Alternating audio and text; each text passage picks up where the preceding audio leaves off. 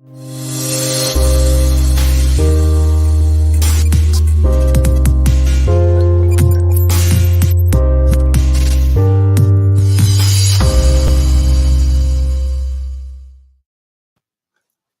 you know who it is. Your favorite person's favorite person. Couldn't be happy to be here with you all for another NAMCA podcast where we have amazing discussions with Rockstar higher ed pros and those who are looking not, necessarily to be perfect, but who want to continuously make progress and change in the lives of others. So wherever you are right now, another Rockstar is on deck. Clap your hands, stomp your feet for Lillian Evans. Come on in. Come on in, Lillian. How you doing? I'm great. How are you? I'm fantastic. Thank you for being here. How's the weather where you are? It's a random question, but I just want to throw that out there. Where are you? I live in Wadsworth, Ohio, so right outside of Akron.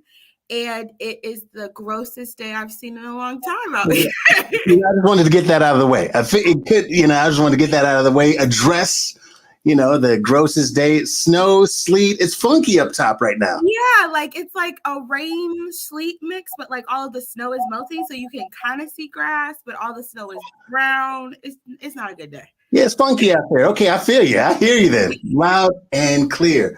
All right, Lillian, I kind of let you know, I gave you a heads up. Now is the perfect time and the only time. No, actually, it could be later on too. Right now, I want you to unapologetically brag about yourself. Tell us, and whoever's listening or watching this later on, how amazing you are. Spare no expense. I am Lillian Darlene Evans, as I, passionately called. I am the Associate Dean of Students and a Director of Multicultural Affairs at the College of Worcester. I am a philanthropist. I love to be with children. I am the person who will make you laugh at any situation. I am very funny. If someone tells you I'm not, they lied. All of the lies. I'm hilarious. That's also how I get my job. So I love it. I'm a team player. I am a woman of God. I am a person of humanity. I am Lillian Darlene Evans. Ladies and gentlemen, Lillian Darlene Evans, you better know it. You better know it.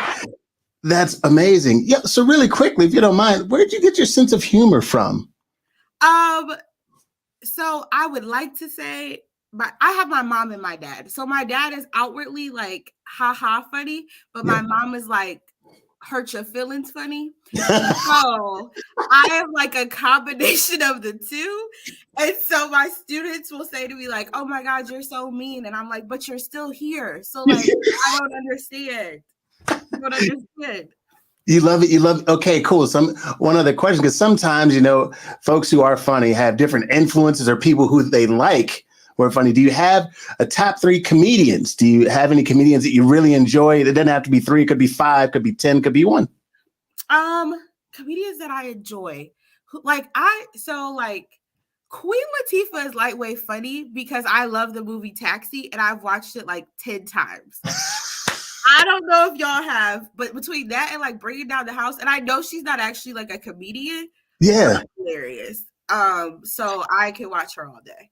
But other comedians, I do love to watch Dave Chappelle, the normals, the greats. Me and my friend had a conversation about Kevin Hart falls in the middle child thing. So he kind of has the J. Cole going on. So he's not YouTube, TikTok funny, but he's also not Richard Pryor, Kid Rock funny, So Eddie Murphy funny in some way. Yeah, he's right there. He's the middle child. So I like him on occasion. That's a great way to mention. That's so interesting. I'd never heard it put that way, but now it makes it make more sense. And like you mentioned, Queen Latifah, they're actors that aren't necessarily, I don't know them as comedians. Right. In shows or movies, you're no, they're kind of funny. Yeah. But I think love all those people that you mentioned, but Ryan Reynolds is someone that I think is funny. You know what I'm saying? I'm I don't know if he's ever done stand-up, but in his movies, I'm Deadpool is hilarious. Either the writing is funny or his timing is funny, but either way, I'm loving it. That's brilliant. You mentioned writing. A lot of folks, I don't think pay it's obviously the people delivering it are amazing, but it's the writing that makes you go, yo, how'd they think of that? Or do people talk like that? Can I talk like that? like if I get put in the right situation, I could be Ryan Reynolds. Like that's really what it is. I'll confess there are sometimes I clearly don't say the things that he says, certainly not in Deadpool, but I try to find ways from time to time to be creative in the way that I deliver things, because his delivery is really creative. Yes. Like all those folks you mentioned. Okay. We got a little bit off task, but we're still on task just the same. So tell us, how did Student Affairs find you? How did you find it? How'd y'all fall together? So, in undergrad, I probably have the story like everybody else. You're extra involved in anything and everything. And luckily, shout out to Mount Union, I was the first Black woman student senate president at my time there. And so my dean of students poured into me after that. So he allowed me to go to different conferences. He paid for everything. And they were like, Lillian, you can really do this. And I was like, y'all get paid? Like, do y'all actually get paid? I just feel like y'all are hanging out with me. So this can't be a real job. And I had my advisor, Rich, and I was like, you don't work. And he was like, yes, I do, Lily. And I was like, no, I work. You don't work. And I don't get paid. And so higher ed, it was just great. Like I loved everything about it. I was like, oh, I could stay at college forever. That sounds like a plan. As long as I look like I'm in college forever. That's the caveat though. I have an early childhood education degree. I took a gap year to kind of just I taught. So I didn't actually really teach. I had a long-term subby position and I was going to be a teacher. I was like, it's okay. I like it here. I'm enjoying it. I didn't get a teaching position, but I got into grad school. So I went to grad school at Kent State. So shout out to Kent, anybody. The rest is history. I got my start at Cleveland State was my grad assistantship. So I worked for American Campus Communities and Residence Life. Yes. I never wanted to work in residence life. And God is funny. I didn't laugh at all during that time, but he is funny. Other sense of humor. Yeah, like it's very deep and dark. So I did res life. I will suggest though that like you should have a res life experience because it gives you a plethora of things of like this is what I will never do or this is what I love to do. So it gives you that range. And then I got my first big kid job at Purdue University. Hey. Yeah, I was like, oh, I turned down 3 other jobs, and my mom looked at me and said, "You can't turn down another job." And I was like, why? I don't know. She said, Lillian, did you hear the salary? I said, yeah, I should stop. I will say that, yes, I was paid like $10,000 more than my counterparts who were getting jobs right out. So I couldn't not take it. Yes. So I was at Purdue for the last 5 years. So I've worked in diversity and inclusion in both sectors. So I worked with a scholarship program that was for Black and brown kids university-wide. So I got to see that side of every piece of the university. And then I moved into computer science, the department, and I worked with minority students. So LGBTQ students of different neural abilities, Black and brown students, women, all of those students that were minoritized within computer science. So I did that for the last 2.5 years. And now I'm at the College of Worcester. And so I've been here since November, back to Ohio. And, the rest is we don't know yet. You're a real life superhero. That was absolutely amazing, just kind of your journey. And I got to say, I think there are a couple jobs that everyone on the planet should have at least once. And I always tell people like a server at a restaurant in some way, shape, or form. And one of those other jobs is absolutely housing and residence life. I feel once you get a taste of that, you think before you say, you think before you judge. Like there's so many you can do anything if you can do res life. If you can live on campus with these other humans that don't understand anything, yes, you can do anything. It's funny because I think, again, even new students or people on campus or who live in residence halls, on the outside, they may try and portray like they have it all figured out. They walk on campus, they're cool, I got life, I don't need any of this. But really, as you just said, they're clueless humans that really need you. Yes. So I think that's really important. I always like to mention that. So certainly that you have that experience. It lets you know once you've done that, it's like, yo, I can survive anywhere doing anything. Yes, you could do any kind of crisis management at all times. You can also be awake at any point in the day. Like you've never been awoke before, because you being woken up at 4 o'clock in the morning, they're like, there's a crisis, and you're like, wait, what?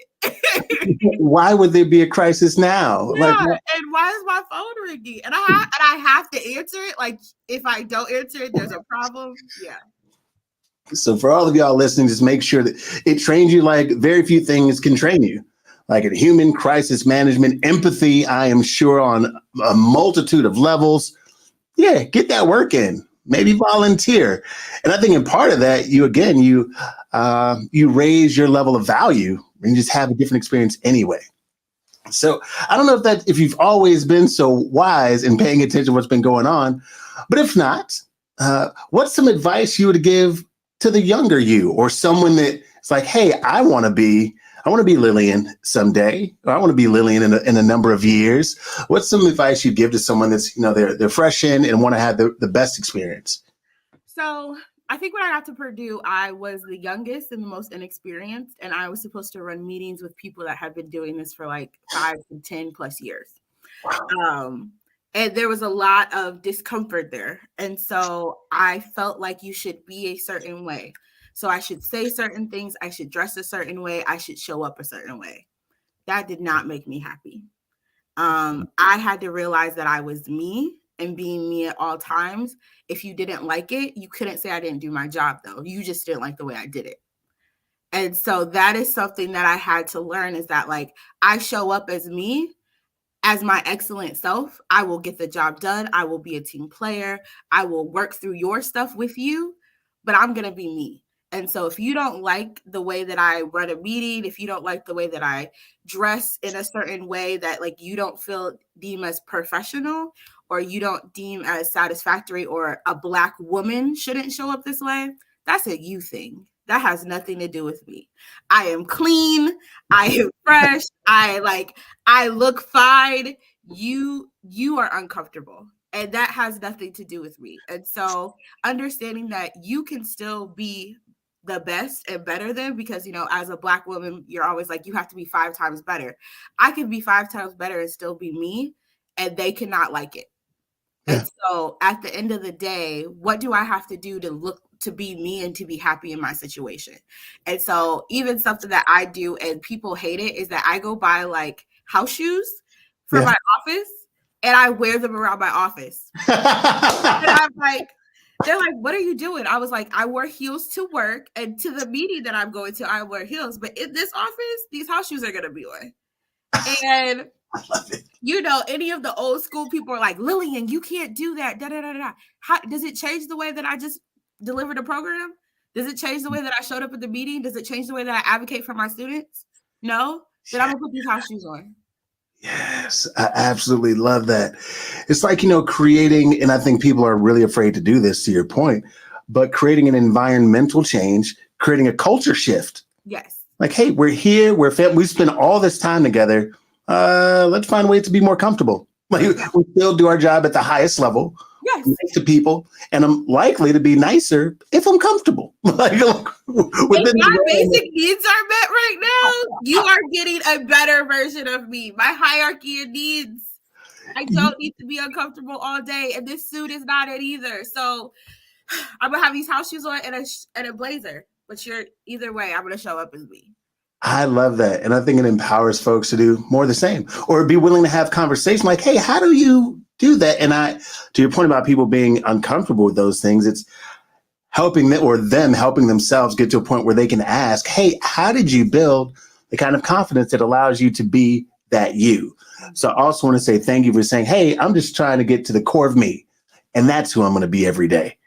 Yeah. See, golly, where we're supposed to be here right now. Right. A couple things that I promise won't hold you too much longer. You probably have seen associations, been a part of associations. NAMCA is an association as well. What's something that associations could do better that could make your life easier, or the life of your staff or students easier or more enjoyable that you don't see that maybe you'd like to see? When I think about associations, unfortunately they add more work to probably overworked people already. Ooh, I like that. So when you think about higher ed, and especially if you're at a small liberal arts school, which I'm learning, that your capacity is only so big. And so when you join an association, they're like, oh, join this committee and do more work. And you're like, oh, okay. But aren't you supposed to be doing the work? Like, should I just show up? Like, I didn't plan this program. Like, why do I need to be here? Why am I here early setting up? And so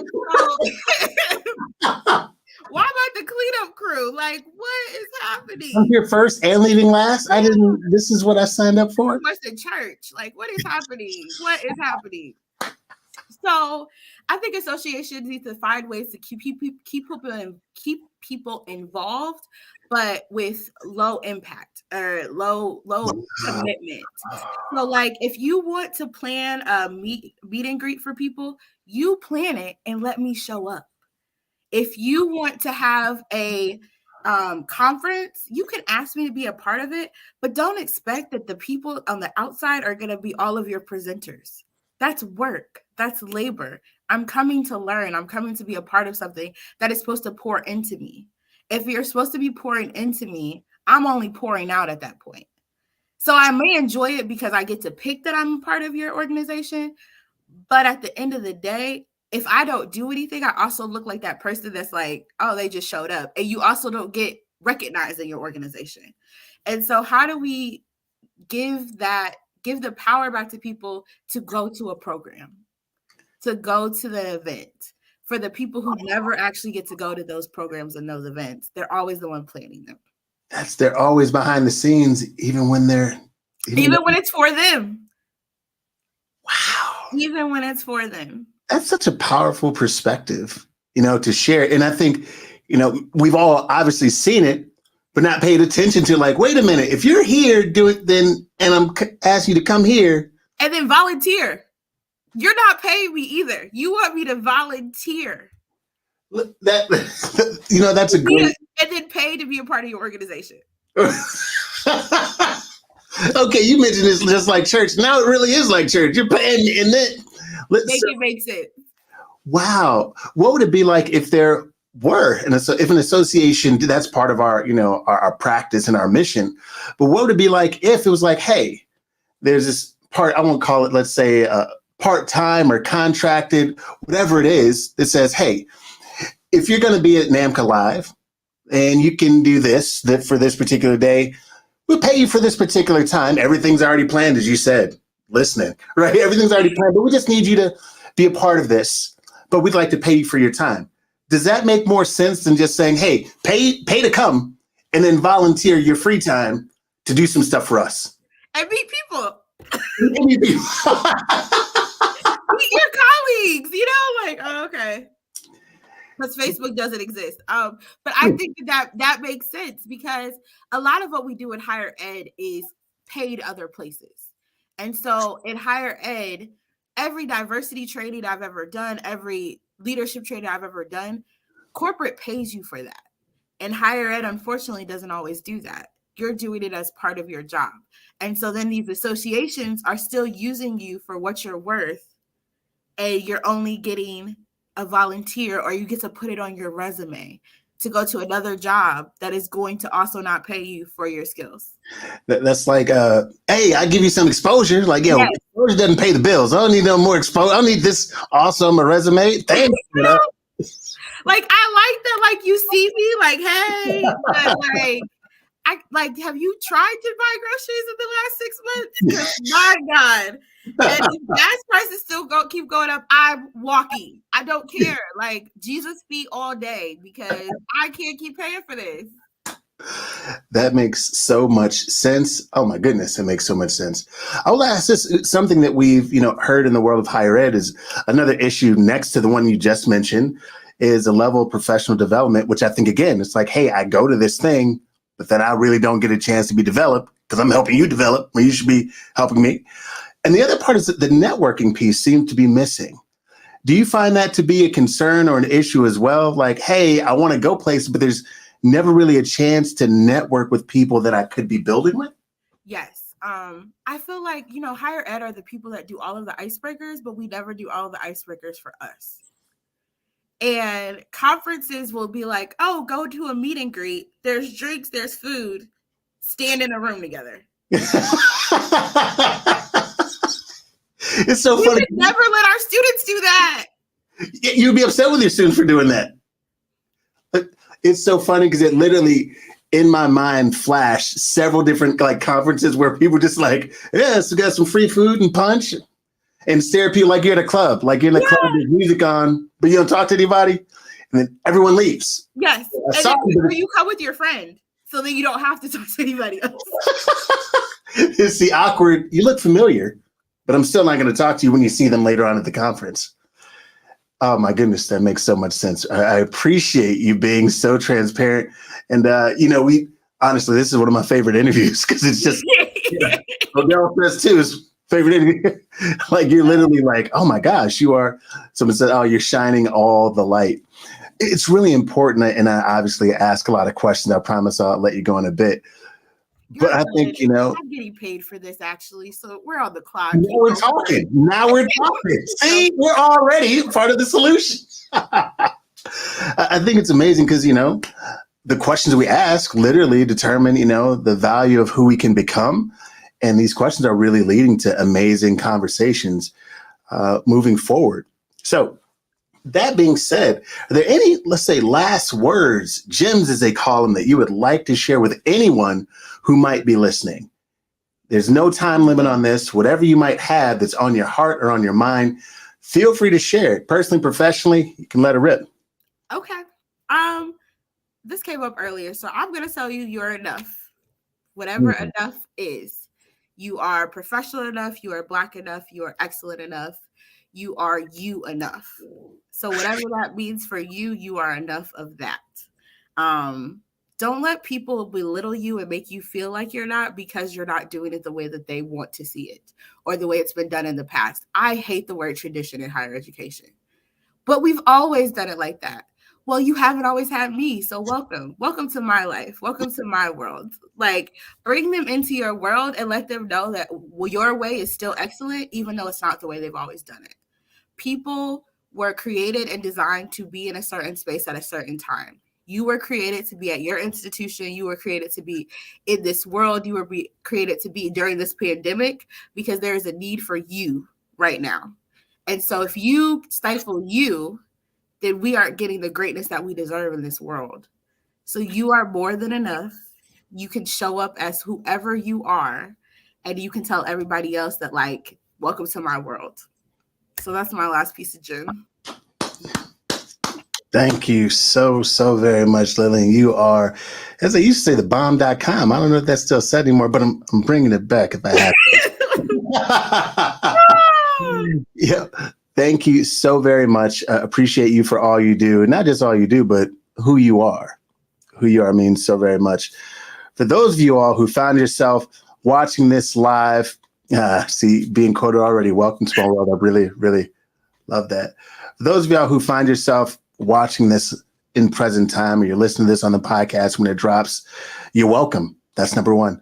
This was an amazing opportunity and an amazing human being to have a discussion with about not just life and work, but who we are from the inside out. We could really be listening close to that. All that being said, moving forward, just also understand that you don't have to be perfect. You just have to be willing to make some progress because effort on fire beats knowledge on ice. And to impart quote, Lillian Evans is, understanding that you're good, you're great, and that you are forever worth it. Appreciate y'all for being here. As always, continue to tune in to NAMCA and welcome yourself to the NAM fam. I look forward to seeing you all on the other side of the screen or in person one of these days. This is Sam Pearson II. You heard it here first, y'all. Peace.